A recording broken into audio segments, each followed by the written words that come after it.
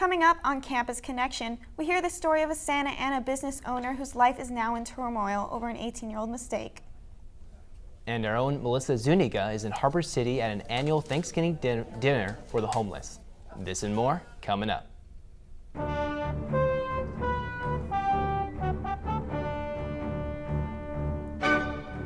Hello and welcome to Campus Connection. I'm Jessica Jacobs. And I'm Zachary Yoxsimer. First up, Cal State Long Beach is taking extra steps to help students facing homelessness and food insecurity. Representatives of the Department of Public Social Services visited the campus last week to interview students seeking grocery aid. A lot of students qualify and they don't even know it. A few years ago, apparently they changed the standards so that more students could qualify. So that's why we're encouraging students to sign up. Employees dressed as fruits also walked around asking students in need if they are interested in $200 worth of groceries. For more info on food services, you can visit the Basic Needs section on CSULB.edu. And in Harbor City, the Salvation Army is fighting food insecurity in its own way. Their annual Thanksgiving dinner for homeless is going out right now, and our own Melissa Zuniga is out there to get to know the volunteers that make it all possible. Thanks, guys. I'm here at the Salvation Army in Harbor City, where they're hosting their annual Thanksgiving dinner for the homeless. As you can see, there are many volunteers out here today, but for some of them, it's not their first time. The Salvation Army has been helping communities around the world since 1865. They assist about 25 million Americans annually, have over 1.5 million members in the program, and serve 130 countries around the world. The Salvation Army is active in our communities year-round, offering youth programs, music programs, a safe place for seniors, and much more. And so there's volunteer opportunities year-round for people to participate in whatever they're passionate about. Every morning, the Stillman Sawyer Center gives back to the community with free food bags. But this year, thanks to donations, they're able to give out hot meals for Thanksgiving. Because of safety concerns for their families, we weren't able to talk to any of them. Not that many people get the chance to eat and spend time with their families, so it's important for them to eat stuff like that with others. Many regular volunteers come daily to help support the center. You know, it does something good in your heart as well to serve others. It puts the focus less on ourselves and more on other people. With the holidays coming up, they tend to get an overflow of volunteers. But since they're open every day, they encourage new volunteers to come and help out. There's a need always, so I think people tend to remember around the holidays that there is a need, but it's important to be aware that the need is perpetual. It's all the time, so get out there and volunteer. If you are interested in volunteering, you can log on to salvationarmyusa.org to find a location in your community. From Harbor City, I'm Melissa Zuniga. Jessica, back to you. Thanks, Melissa. Looks delicious. And along with Thanksgiving, November brought us the midterm elections. Voter turnout throughout the country reached new highs with over 100 million votes. Here in California, we voted in a new governor, Democrat Gavin Newsom, and also decided on a lot of new propositions. 3 of the 11 statewide propositions involved housing. Prop 1, housing assistance bonds, passed with 50% of the vote, and Prop 2, mental illness housing, passed with over 60%. And the midterms also brought rent control back into the spotlight here in California.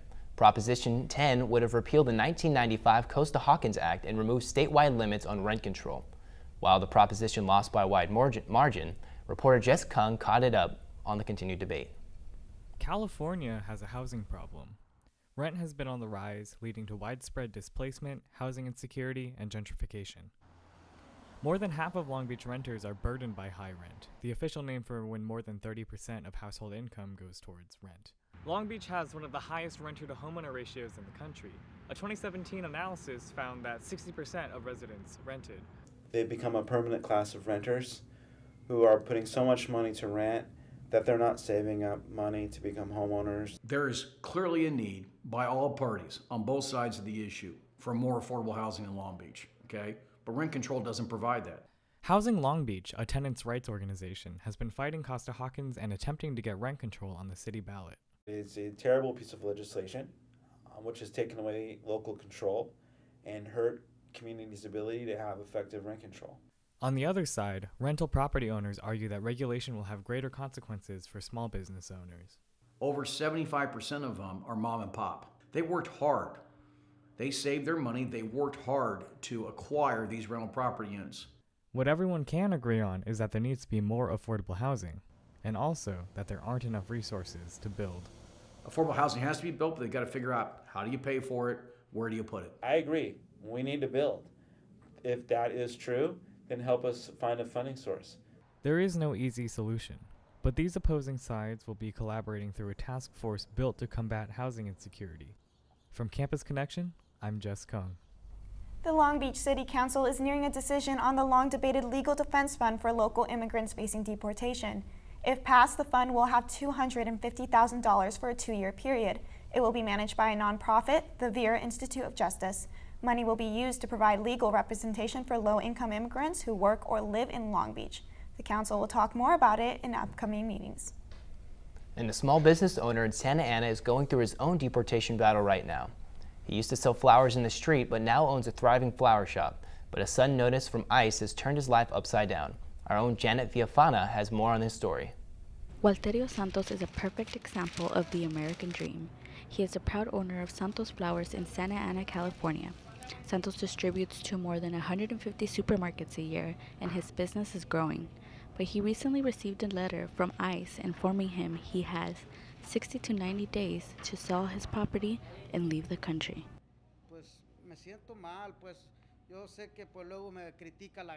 I'm worried. I know people judge me and say, why don't I want to return? But I'm scared. It's been over 20 years since I've been to Mexico.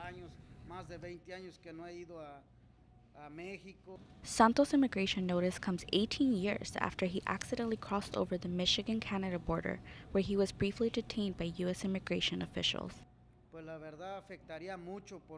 To be honest, it would affect us a lot. My wife would stay here, but it's not the same. I've always been the one who takes care of the business. With the days quickly going by, some of the employees are starting to worry about what might happen if deportation happens for Santos. Mi persona, lo estoy viendo, mis compañeros están preocupados. Seeing my coworkers, they are worried. It's an unfair situation. We ask for freedom and justice for all. We are just here to build a better life. Que estamos aquí para buscar un mejor futuro. Santos, who has applied for his permanent residency, was detained and almost deported this October, but was released by ICE on October 23rd. Preparing himself, he's like, oh, if I have to leave, I have to leave. You know, but that's not right, because I feel like it's not fair. That's a hardworking person. Like, they don't give him a chance or like a perdón for him to stay here. Honestly, sometimes when I wake up, I'm just like, oh, is my dad okay? That's like, ICE already got him, or like stuff like that. In the meantime, Santos remains hopeful and is grateful for the support he continues to receive from his community and family. From Campus Connection, I'm Janette Villafana. Truly a moving story. We wish Santos and his family the best. Coming up after the break, we'll tell you about a groundbreaking program being offered to Long Beach students. And our own Brielle Biscocho, who sits down with artist Jose Loza to talk about his recent work. And stay with us. This is all coming up next. Hi, I'm Peter. There's nothing I love more than sharing vegetables with my friends. Come on in! Help yourself to anything. That's why we give our food the utmost respect it deserves. Did you know there are simple steps we can all take to help save food? You can cook it, store it, even share it. Just don't waste it. Because when it comes to food, better ate than never. To learn more, visit savethefood.com.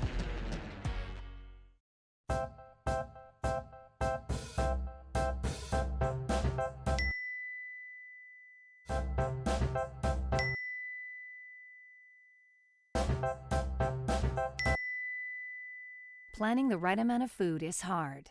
The Guestimator makes it easy. Just tell it who's coming and what's for dinner. Then it tells you how much to make. And yes, it even plans for leftovers.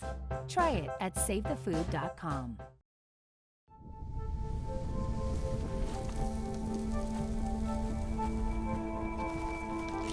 Eva Marie smoked 12,000 packs of cigarettes over 15 years.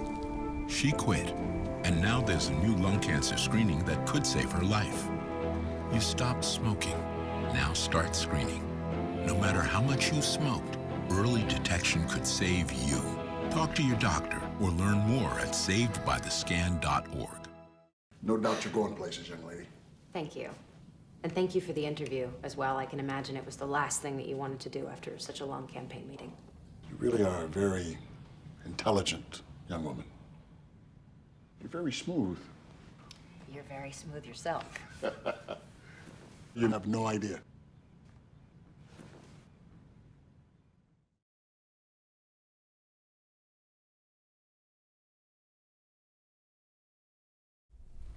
Welcome back to Campus Connection. Now, if you've ever taken a stroll through Long Beach, I'm sure you've seen the fair share of street art. Murals and sculptures beautify our city, and it's our local artists who make it happen. We have CSULB alum muralist Jose Luza in the studio today, and I'll send it on over to Brielle Biscocho. Here with us today is Jose M. Luza. He has painted murals and has had his paintings featured all over Southern California. He received his illustration BFA here at CSULB. Thank you for joining us today, Jose. Thank you. So our first question is, what inspired you to be an artist? Growing up, I had a really good support system from family and community, so that really encouraged me to continue working in the arts. And how would you say your experiences here at CSULB shaped your current career? It gave me a really good, a large base of knowledge. So when I continued working in the arts, it allowed me to call upon fellow classmates and also work on new projects based on the skills I learned here. Awesome. So you've worked on a lot of projects. What would you say have been some of your favorites? Normally my latest projects are my favorite, just because they're so, they're based on what I've been researching recently. So that makes them, that gives them a special place in my heart. Awesome. And then you've actually sent in a couple time lapses for your latest murals that you sent in, right? Yes. So you usually work with a team on your murals, or usually by yourself? I normally design the murals by myself, but I invite community to work on the projects. So that can be anywhere from toddlers to adults. Working on the mural, you have the opportunity to involve all members of the community. Why would you say some of these murals have been your favorite to work on? Just because the design process is sometimes collaborative when you get out to the site, and the fact that you can invite a lot of people to work on them too, that makes it really special. And how would you say how long it takes for each mural to make? It depends. Usually it can take a couple weeks to a couple months. Okay. What do you hope viewers take away when they look at your work? I like each viewer to take away their own meaning from it. I have my own when I work on the project, but once I complete it, I kind of turn it over to the community and have them draw their own conclusions and interpretations from it. What advice do you have for people who want to start being an artist, whether they're a kid or in college? The first thing would be to draw a lot, hang out with other artists, and also develop a good community of peers, because that'll help you keep going, especially in the tough times. Great. And who have been some of the people who have commissioned your works? I've had commissions from several cities, especially school districts from around the area, and some private and public projects here in Australia. Awesome. Thank you so much for joining us today. Thank you. Back to you in the studio. Thanks, Brielle. I look forward to seeing more work of Jose's around the city. The Long Beach College Promise unveiled a groundbreaking new initiative that hopes to encourage students to continue their studies after high school with Promise 2.0. Promise 2.0 will begin in fall 2019 and guarantees all Long Beach Unified School graduates in the district are eligible to admission with CSULB after completing their lower division courses at Long Beach City College. Students will also get a free year of tuition at LBCC. And we have more campus news coming up with entertainment from our own Pablo Chacon. And I'm taking you through all the latest entertainment CSULB has to offer. And you'll hear from a local chorus who just by existing is breaking barriers. All this and more coming up after the break. Maria, so how's work? It was fourth period biology. Our students just weren't getting how easily viruses spread. So Miss Bell and I had them role play a zombie virus outbreak. By the time they had all learned the lesson, all the living were dead. Hey, how's your job going? That big sales meeting I planned? Next year, I might get to go. Cool. 150 over 90. 180 over 111. 160 over 110. I had a stroke. This is what high blood pressure looks like. You might not feel its symptoms, but the results from a stroke are far from invisible or silent. If you've come off your treatment plan, get back on it, or talk with your doctor to create an exercise, diet, and medication plan that works for you. Go to loweryourhbp.org. If I would have followed a treatment plan, I would not be in this situation. So how was work? It was 1,300 hours. My math class from 302 was in the trenches. Davy Roth had it the worst. Fractions were coming at him left and right. He just didn't get the damn things. 2 days ago, I tried to teach him what 1/4 of 1/2 was using different sizes of blocks. Yesterday, I tried again by dividing up pizza. Both missions failed. Oh no. But today, I was ready. I created a combat math game where the only way to beat the enemy is to out-fraction them. Davy conquered every last denominator. My game was so successful, the principal is deploying it to math squadrons all over the school. Anywho, how was your day? Oh, today my boss treated the office to salad wraps. Salad wraps. No. Welcome back. Free coffee, free popcorn, and a chance to meet Mr. and Mrs. Claus are just some of the things you can get within the next couple days at CSULB. Pablo Chacon is here with more on entertainment. That's right, Jessica and Zach. There are plenty of events happening on campus, but before we get to that, let's take a look at this. A lesbian, gay, bisexual, and transgender vocal ensemble called South Coast Chorale threw a benefit concert in Long Beach before Thanksgiving. All proceeds went to the homeless youth, and our very own Kirra Johnson was there. South Coast Chorale is a lesbian, gay, bisexual, and transgender-friendly vocal ensemble here in Long Beach. They made their voices heard this November when they threw a benefit concert for homeless LGBTQ youth. All of the proceeds from this show are going to the LGBTQ Center's homeless program, where they provide support to LGBTQ youth that are homeless, and a lot of them have been kicked out because they are LGBTQ. So I think it's something like 40% of homeless youth identify as LGBT, and so with a number that high, it then becomes kind of our business to help with that, as that's part of our community, it's part of our family, and the youth are the future of really every community, let alone the LGBT community itself. The night was full of musical performances and powerful testimonies from members who had previously been homeless.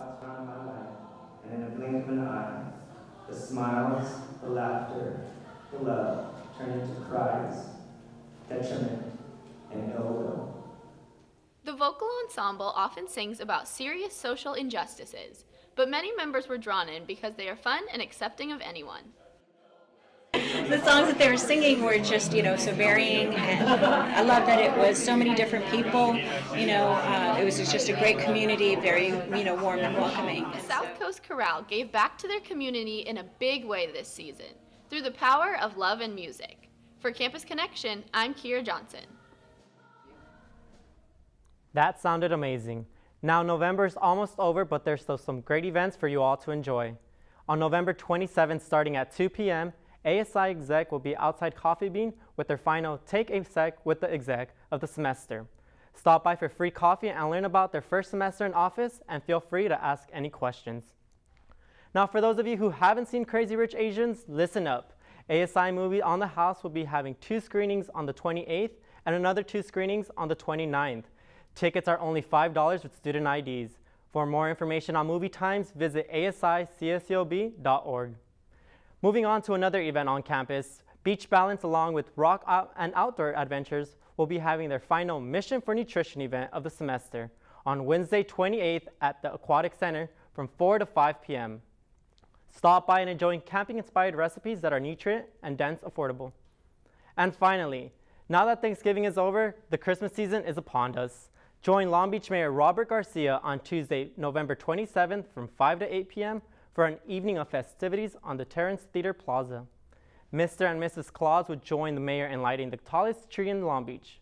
There will be holiday photo booths, local food trucks, and complimentary holiday sweets, and more.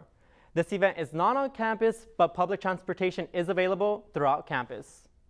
That's all for entertainment. Jessica and Zach, back to you. Thanks, Pablo, and stay with us for more after the break. We'll take a look at this year's Black Friday numbers and find out where people really do their shopping. And I'll catch you up on everything Long Beach State athletics, including the story of a particularly resilient volleyball player. This and more coming up next. Hi, I'm Peter. There's nothing I love more than sharing vegetables with my friends. Come on in! Help yourself to anything. That's why we give our food the utmost respect it deserves. Did you know there are simple steps we can all take to help save food? You can cook it, store it, even share it. Just don't waste it. Because when it comes to food, better ate than never. To learn more, visit savethefood.com.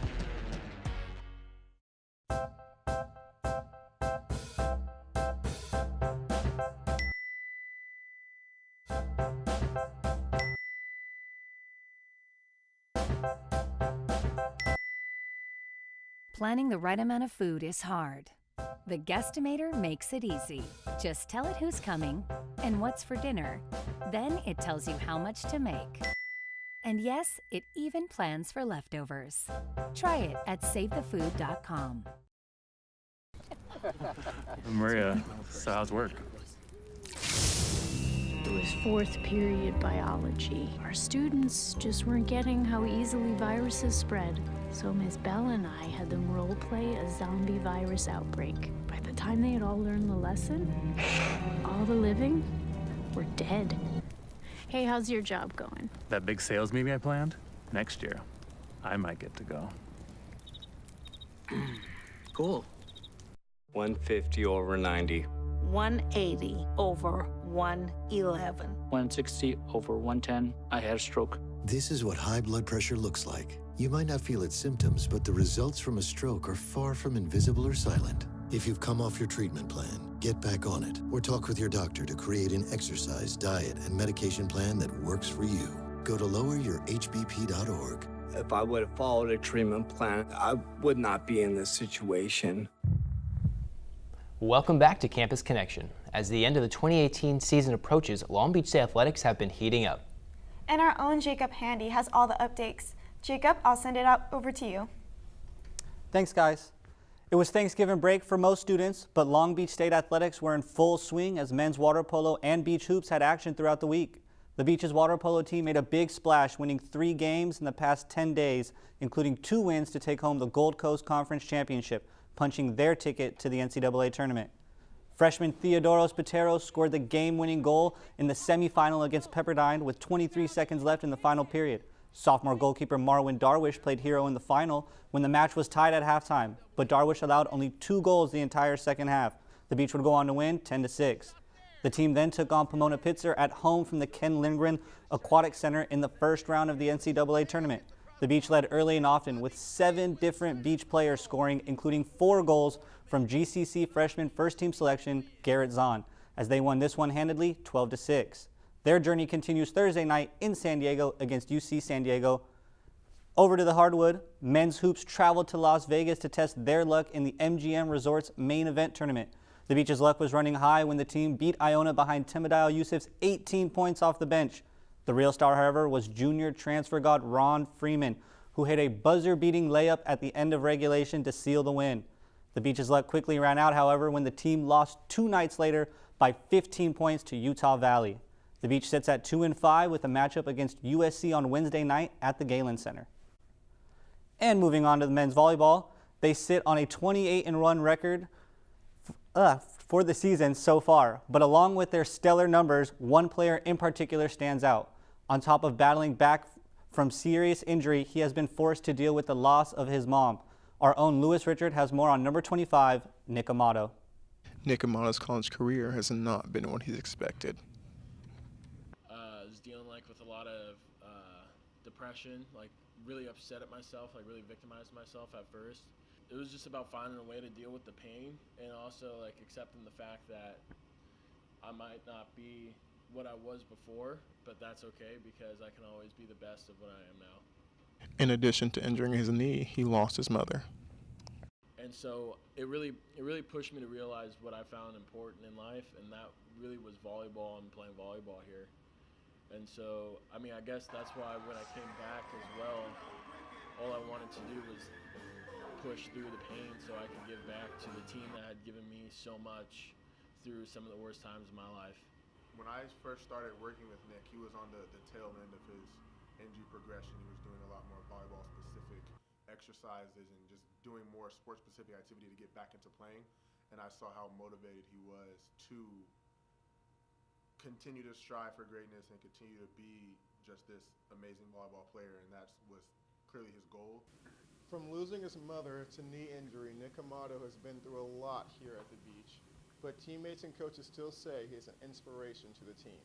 See him come back, and you didn't even notice that he was really injured. He came back and he was fearless in his actions, and that was really inspiring.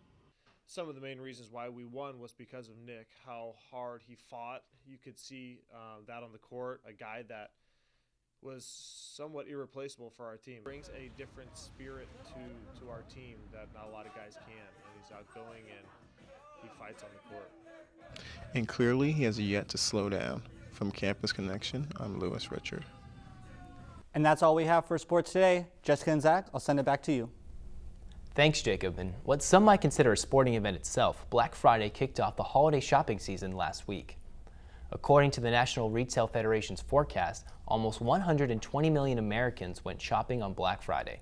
Lots of stores like Walmart and Best Buy opened their doors on Thanksgiving, but numbers have shown that most shoppers these days are trading in their cart for a computer mouse. Online sales raked in over $6 billion, a 24% increase from last year. And if you missed out on any sales, don't fret, because today is Cyber Monday. All day long, you'll find great deals online. So why not treat yourself? And it looks like that's all we have for time today. For Campus Connection, I'm Jessica Jacobs. And I'm Zachary Yoxsimer. See you next time.